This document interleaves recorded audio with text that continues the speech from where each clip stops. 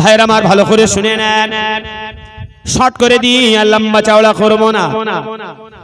বিশ্বনবী আমার চতুর্থ নম্বরে জানিয়ে দিলেন ওয়াল বাতনু উদারা, কোনদিন হিংসাটা করা যাবে না। আল্লাহ রাসূল জানিয়ে দিলেন ওই মানুষ কখনো জান্নাতে যাবে না। লা ইয়াদখুলুল জান্নাতা জাসাদুন মিসল জাসাদ, লা ইয়াদখুলুল জান্নাতা জাসাদুন মিসকালা যাররাতিন মিন কিবির, ওর কোনদিন শরীর জান্নাতে ঢুকবে না মিসকালা যাররাতিন মিন কিবির, যার মধ্যে যাররা পরিমাণে হিংসা থাকবে ও কোনদিন জান্নাতের মধ্যে ঢুকতে পারবে না।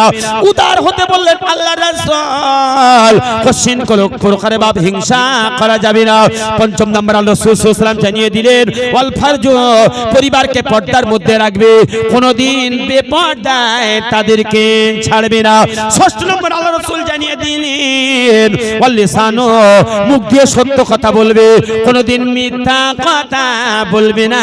এই ছটি জিনিসের যদি জামিনদার হও, সঠিক কাজ যদি তোমরা করো, আমি নবী কথা দিলাম আমার সঙ্গে তোমরা জান্নাতে যাবে। একবার জোরে জোরে বলেন সুবহানাল্লাহ। কি কি কাজ মনে আছে তো? এক নম্বরে নামাজ, দুই নম্বরে যাকাত, তিন নম্বরে আমানত, চার নম্বরে বাতনু উদারা, হিংসা করা যাবে না, পাঁচ নম্বরে ফারজু অর্থাৎ পরিবারকে পর্দায় রাখা, ছয় নম্বরে ওয়াল লিসানু, মুখ দিয়ে মিথ্যা কথা বলা যাবে না। কটা কাজ? ছটা। এই ছটি কাজ যদি বাবা মা এই নবী দিবস থেকে এই ছটি কাজ করবো, এই প্রতিজ্ঞা যদি করে যেতে পারি, বিশ্ব নবীর সঙ্গে জান্নাতে আমরা যেতে পারবো। ভাইরা আমার ভালো করে শুনেন, জীবনে বহুত গুনাহ করে ফেলেছি, অন্যায় করে ফেলেছি, সঠিক কাজ করতে পারিনি। আজকে যদি তওবা করে ফিরে আসি, মহান আল্লাহ পাক রব্বুল আলামিন কোরআনে জানিয়ে দিলেন, সূরা দেখে নেন 25 পারা নাম্বার 19 আয়াত নাম্বার 70, সূরার নাম ফুরকান, লাইন নাম্বার 6, পৃষ্ঠা ডান দিকে ইবনে কাসির থেকে বলছি। আল্লাহ পাক রব্বুল আলামিন জানিয়ে দিলেন ইল্লা মা তাবা ওয়া আমানা ওয়া আমিলা আমালান সালিহা উলাইকা ইউবাদদিলুল্লাহু সাইয়্যাতিহিম হাসানাত ওয়া কানা আল্লাহু বিগফুরার রহিমা।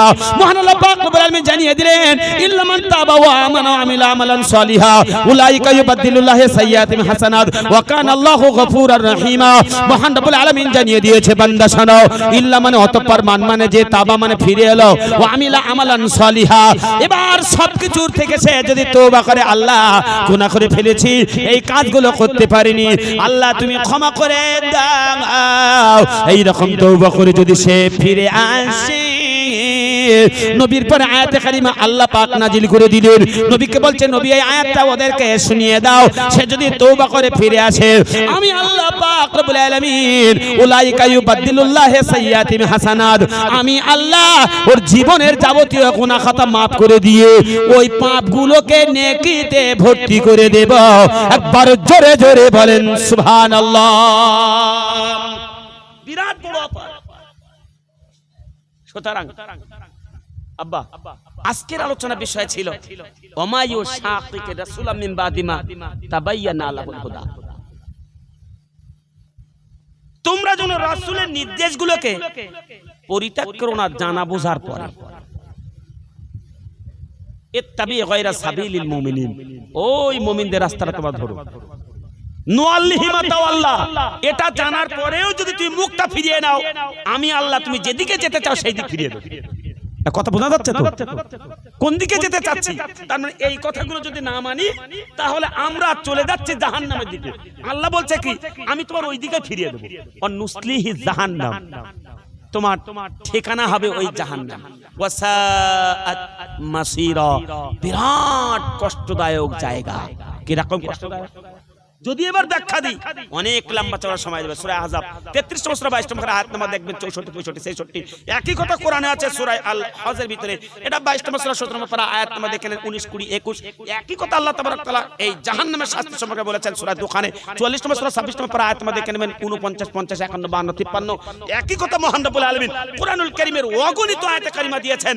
আমি যদি এবার এগুলো তুলি লম্বা চওড়া সময় যাবে, আর এগিয়ে যাব না, হায়াত বাকি মুলাকাত বাকি।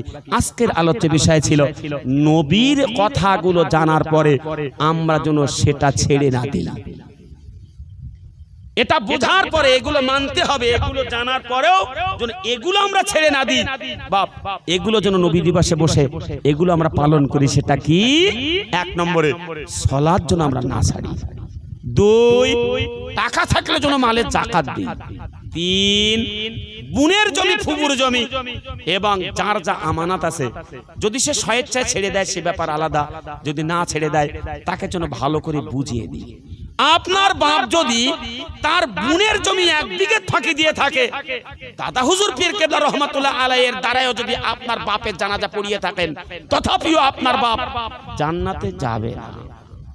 রাসূল বলেছেন, আমার কথা না।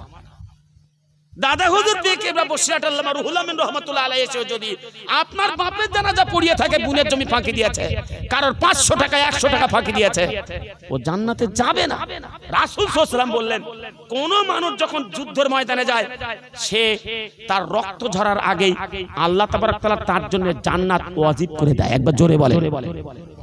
এখন ওই শহীদ ওই জিহাদি তখনও জান্নাতে যাবে না, ওর রুহুটা লটকানো থাকবে। সুতরাং সে যদি কারোর আমানত 1 টাকা ফাঁকি দিয়ে থাকে কিংবা 1 টাকা কারোর যদি মেরে থাকে, কেউ যদি তার কাছে 1 টাকা পেয়ে থাকে, তবে ও শহীদ হলেও ও কোনো প্রকারে জান্নাতে যাবে না। ওর রক্ত যতই সমস্ত শরীর যদি ছঙ্গভঙ্গ হয়ে যায়, সমস্ত নারী ভুঁড়ি সব যদি বেরিয়ে যায়, রাসূলের জন্য যদি সে যুদ্ধের ময়দানে সমস্ত শরীর সমস্ত জীবন সে বিলিয়ে দেয়, তথাপিও সে জান্নাতে যাবে না। সে যদি 1 টাকা কারোর ফাঁকি দেয়, 1 টাকা যদি ঋণ দেখে যায়, তাহলে ওই শহীদ জান্নাতে যাবে না।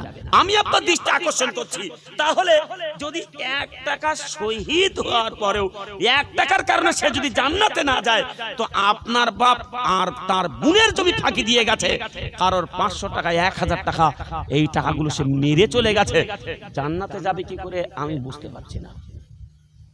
আমি বলিনি, রাসূল বলেছেন 1450 বছর আগে। সুতরাং এখান থেকে শিক্ষা গ্রহণ করতে হবে, আমরা যেন এদিক থেকে আত্মরক্ষা করার চেষ্টা করি। শুনুন, পৃথিবীতে আজকের আছি, কালকে নাও থাকতে পারি। আল্লাহ বলেছেন সূরা আল আরাফে, এটা 17-18 আয়াত নাম্বার 34 আল্লাহ বললেন, ওয়ালিকুল্লি উম্মাতিন আজাল ইদা জা আজালুহা লা ইস্তাখিরুনা সাআতা ওয়া লা ইস্তাকদিমুন। শোনো, আমি তোমাদেরকে বলছি, বান্দা শুনে নাও, প্রত্যেকের জন্য আমি একটা নির্দিষ্ট ডেট বেঁধে দিয়েছি। লা ইস্তাখিরুনা সাআতা ওয়া লা ইস্তাকদিমুন, যখন ডেট পূর্ণ হয়ে যাবে, 1 পা এগোতেও পারবে না, 1 পা পিছুতেও পারবে না। সুতরাং এ সময় তোমার মাথার কাছে যে যাই বসুক না কেন, শুধু তাকিয়ে থাকবে, কিচ্ছু করার থাকবে না।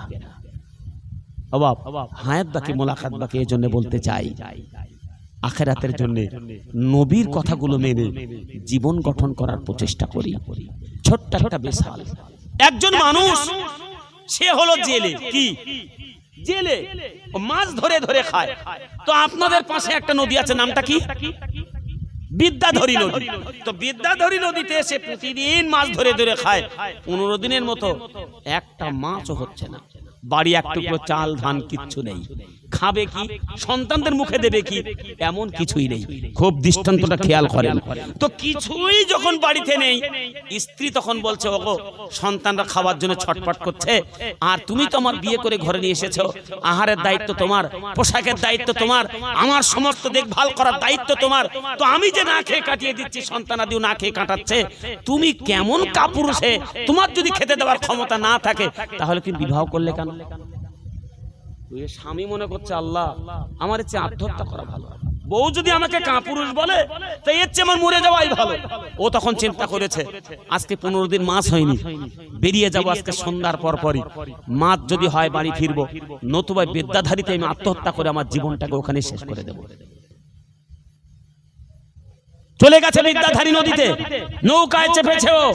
এমতো অবস্থায় সন্ধ্যা থেকে জাল ফেলা শুরু করেছে, সারা রাত ধরে জাল ফেলে, সারা রাত ধরে জাল ওই নদীতে ফেলতেই থাকে, মাছই বাঁধে না।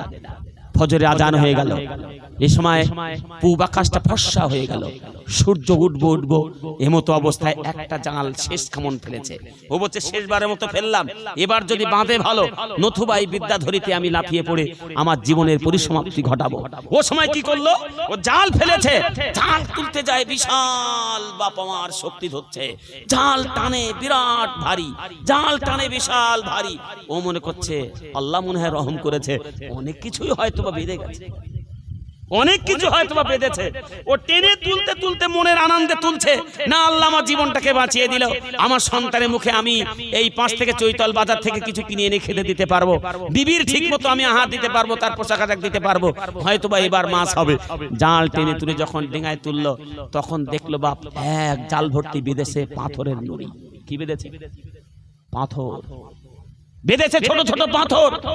এই যে পাথরগুলো যখন ওর জালের ভিতরে বাঁধলো, ও তখন তার জীবনের পরিসমাপ্তি ঘটবে বলে ও মুঠো মুঠো পাথরগুলো জাল থেকে ছাড়ায়, আর নদীর মধ্যে আক্ষেপে শুধু ফেলতেই থাকে। মুঠো মুঠো যখন ওই পাথর পায়, আর মুঠো মুঠো পাথর নদীর ভিতরে ছাড়তেই থাকে, ফেলতেই থাকে, ফেলতেই থাকে। এমতো অবস্থায় পূব আকাশে সূর্য উদিত হয়েছে, সব পাথর ফেলাই হয়ে গেছে, মাঝখানে কয়েকটা নুড়ি, হয়তো বা 2-4টে পাথরের কণা আর হাতে আছে।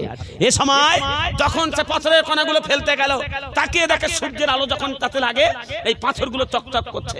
ও তখন বলে আরে এ কি জিনিস, আমি তো একবারও খেয়াল করিনি। অন্ধকারের মধ্যে রাগের বসে সবগুলোকে ছেড়ে দিয়েছি, আমার মনে আক্ষেপে আমি কোনো প্রকারে এদিকে ভ্রুক্ষেপ করিনি।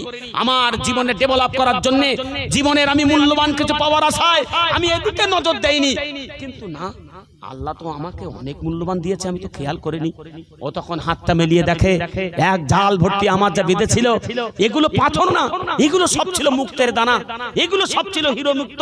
কি সব বিনাশ করেছে। ও তখন আফসোস করছে, আল্লাহ এতটা হিরে মুক্ত তুমি আমার জালের ভিতরে দিয়েছিলে, আমি লক্ষ্য না দিয়ে সবগুলো ফেলে দিয়েছি।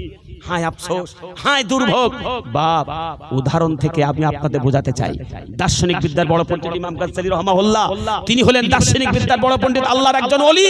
তিনি উদাহরণ দিচ্ছেন, জাতির মানুষ তুমি ভালো করে শোনো, তোমার জীবনের প্রত্যেকটা সেকেন্ড, তোমার জীবনের প্রত্যেকটা মিনিট, তোমার জীবনের প্রত্যেকটা ঘন্টা, তোমার জীবনের প্রত্যেকটা দিন, এগুলো তুমি হীরা, এগুলো তুমি মুক্ত। তুমি দেখতে পাওনি, পূব আকাশে সূর্য উদিত হয়নি, তথাপিও তুমি এগুলো আক্ষেপে, সেগুলোকে তুমি পৃথিবীর কিছু কামাইয়ের জন্য সবগুলো মুঠো মুঠো ফেলে দিয়েছো, সব ফেলে দিয়েছো, একটিবারও নজর দেওনি। এবার তুমি একটু নজর দাও, দেখো না যে দুটো জিনিস আছে, ওগুলো সব মুক্তের দানা, ওগুলো তুমি দেখে তো আর ফেলবে না, তুমি যে ওগুলো দেখে তো আর ফেলবে না। যেমন সে আক্ষেপে সব ফেলছিল, যখন সে মুক্তের দানা চিনতে পেললো, ও তো আর সে ফেলবে না, ও তো মনে করছে আল্লাহকে সব মানুষ হচ্ছে, আফসোস হচ্ছে। ভাই, ইমাম গাজ্জালী বোঝাচ্ছেন, তোমার জীবনের যে পরিসমাপ্তি ঘটানোর পথে 40 বছর বয়স হয়ে গেল, 20 বছর বয়স হয়ে গেছে, 50 বছর বয়স হয়ে গেল, 60 বছর বয়স হয়ে গেছে, এতটা জীবনের মুক্তের দানা, একটা একটা সেকেন্ড তোমার জন্য মুক্ত, একটা একটা ঘন্টা তোমার জন্য মানিক্য, একটা একটা দিন তোমার জন্য সোনা, এমন করে করে তুমি মূল্যবান জিনিসগুলো ফেলে দিয়েছ, এগুলো তুমি গুরুত্ব দেওনি। আজকের এই নবী দিবসে জিনিস আজকে ইসলামকে বুঝতে পেরেছো, সুতরাং এই 6টা জিনিসের গুরুত্ব দাও, তাহলে ইনশাআল্লাহ নবীর সঙ্গে জান্নাতে যাওয়া যাবে।